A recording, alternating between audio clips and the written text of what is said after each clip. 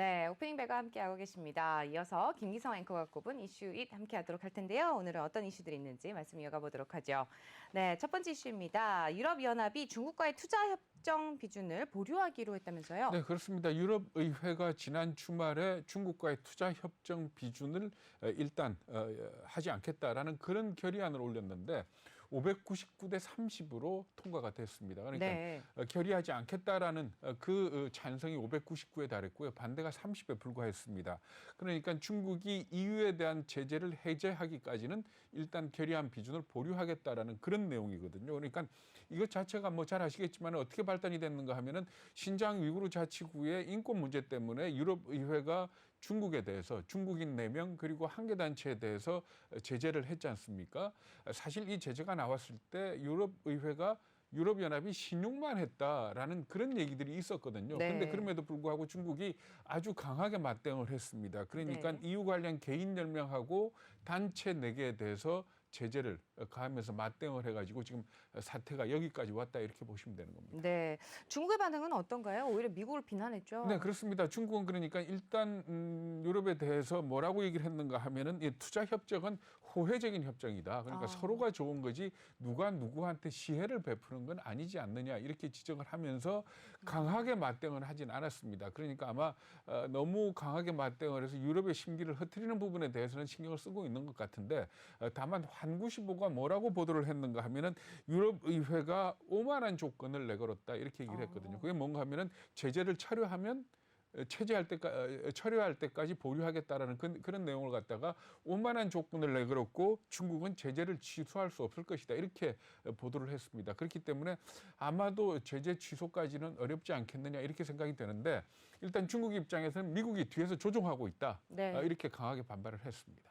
지금 보니까 경제적으로는 어떻게 보면 유럽이 좀 기회를 포기했다 이렇게 볼 수 네, 있을까요? 그렇습니다. 그러니까 사실 이 EU하고 중국의 투자 협정은 어떻게 보면 양쪽에 다 좋은 겁니다. 왜 그런가 하면은 유럽 입장에서도 트럼프 행정부 시절에 철강하고 알루미늄에다가 관세를 부과하면서 미국과의 관계가 상당히 틀어졌지 않습니까? 네. 그리고 또 유럽의 경제가 상당히 활력을 잃어가면서 중국이 어떤 대안으로 떠오른다 이런 얘기들이 있었습니다. 그래서 전체적으로 보면 유럽이 중국으로부터 수입해오는 물량이 3,620억 유로 정도 되고요. 네. 또 수출하는 게 1,980억 유로 굉장히 많습니다. 그러니까 동남아 연합을 제외하고는 중국과의 교역량이 가장 많은 게 유럽연합 이렇게 보시면 되는데 이런 입장에서 유럽연합은 중국하고 만약에 투자협정을 맺게 된다면은 그만큼 시장을 확보할 수 있다라는 측면에서 상당히 도움이 될 걸로 이렇게 예상을 했었습니다. 그런데 그럼에도 불구하고 경제적 이익보다는 어떤 명분을 취했다 이렇게 얘기를 하는데 여기에는 바이든 행정부 들어서면서 미국과 유럽연합 간의 무역 갈등, 그러니까 철강이나 알루미늄에 대한 관세 부과를 갖다가 취소할 그런 가능성이 지금 제기가 되고 있지 않습니까? 그렇죠. 그런 것들이 어떻게 보면 유럽을 움직이고 있는 것 아니냐 이렇게 예상이 되고 있습니다. 그런데 환구시보도 말했지만 제재 철회는 어려울 것 같지만 사실 중국도 미국과의 무역 갈등에서 미국을 대체할 수 있는 유럽, 더군다나 유럽을 갖다가 자기 편으로 끌어들이게 된다면 미국과의 무역 갈등에서 상당히 체제 경쟁 아닙니까, 이제는? 그럼요. 거기에서도 상당히 유리한 위치를 점할 수 있었다라는 측면에서 이 투자 협정 비준이 보류된 것은 상당히 안타깝다 이렇게 봐야 될 겁니다. 네. 이어서 두 번째 이슈 좀 확인해 볼 텐데요. 우리 산업 현장에서 생산 인력 부족 문제 어제 오늘 일이 아닙니다. 하지만 좀 요즘 더 심각해졌다면서요. 이렇게 생각하시면 됩니다. 지금 우리나라가 경쟁력을 가지고 있는 산업 그러면은 반도체, 배터리, 바이오, 뭐 스마트팜 이런 것들 아닙니까? 그렇죠. 이게 지금 우리나라보다 더 잘하는 나라는 별로 없습니다. 그러니까 결국은 기업들이 이런 연구개발 인력부터 생산 인력까지 모두 키워서 네.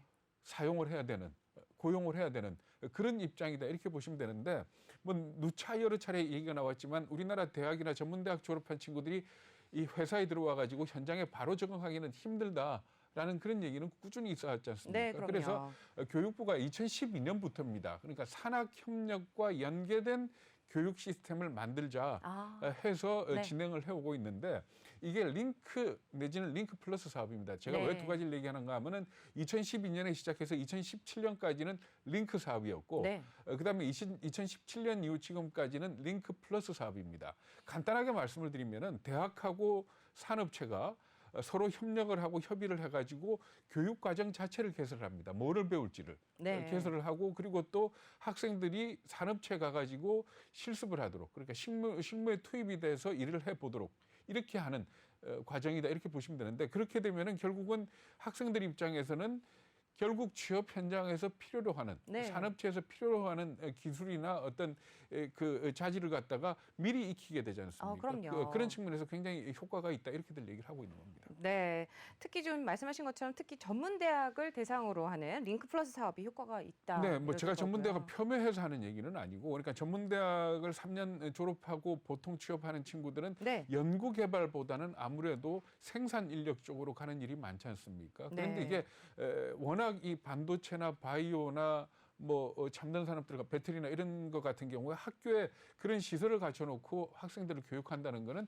돈이 엄청나게 많이 들어갈 그렇겠죠. 거니까 그러니까 네. 그런 면에서 상당히 어려움이 있었는데 이런 부분을 극복하는 게 결국은 이 링크 플러스 사업이다. 아. 전문대학의 링크 플러스 사업이다. 이렇게 얘기를 합니다.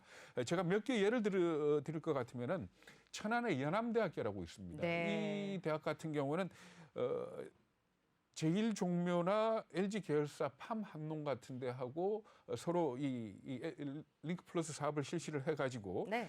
산업체 취업 그러니까 그쪽에서 이 스마트팜과 관련된 교육 과정과 교육 내용을 개발을 하고 학생들을 실습시켜서 채용을 한 게 있고요. 그리고 또 거제대학이라는 전문대학이 있습니다. 여기 같은 경우에는 주변에 조선소가 많지 않습니까? 그렇죠. 이 조선소하고 연계를 해가지고 그런 링크 플러스 사업을 하고 있고요. 또 경북에 있는 영진대학교라고 꽤 네. 유명합니다. 왜 그런가 하면은 작년에 그 소프트뱅크에 6명이 취업을 했습니다. 그러니까 그 어려운 과정에서 어렵다는, 했다라는 네. 게 결국 이것도 링크 플러스 사업을 통해서 실시를 했다 이렇게 얘기들을 하고 있는 겁니다. 근데 말씀하신 것처럼 뭐 공학이라든지 뭐 첨단 분야 말고는 산학협력 이런 쪽이 뭐 교육이 없나요? 그렇지는 않습니다. 그러니까 네. 제가 예로 드린 게 그런 어떤 첨단이나 반도체 뭐 이런 배터리 스마트팜 이런 부분이었습니다만은 사실 한번 생각을 해보면 전문대를 졸업한 학생들 입장에서는 취업하기가 어렵고 그렇죠. 또 중소기업들 입장에서는 구인난을 겪고 있지 않습니까? 네, 그렇습니다. 그런데